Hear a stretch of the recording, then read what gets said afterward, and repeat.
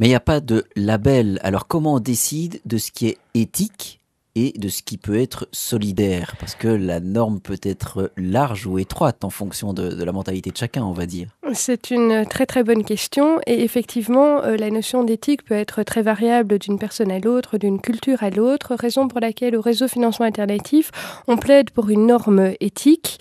Et d'ailleurs, il y a une proposition de loi qui devrait être déposée à ce sujet.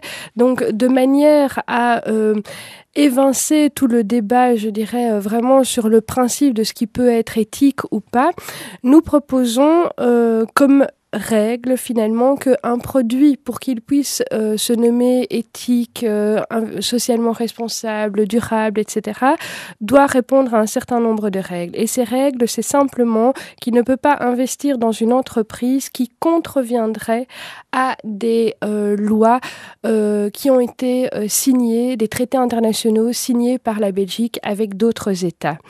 Donc la Belgique signe toute une série de traités, par exemple de l'Organisation internationale du travail. Si une entreprise contrevient à ces traités qui ont été signés par la Belgique, forcément, et qu'un produit financier investit dans une telle entreprise, pour nous, il ne devrait pas être éthique.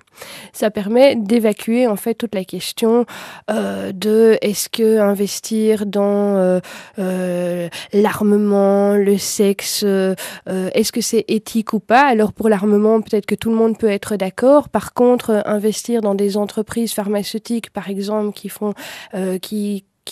produisent des pilules abortives, la question devient beaucoup plus délicate et difficile à trancher en fait.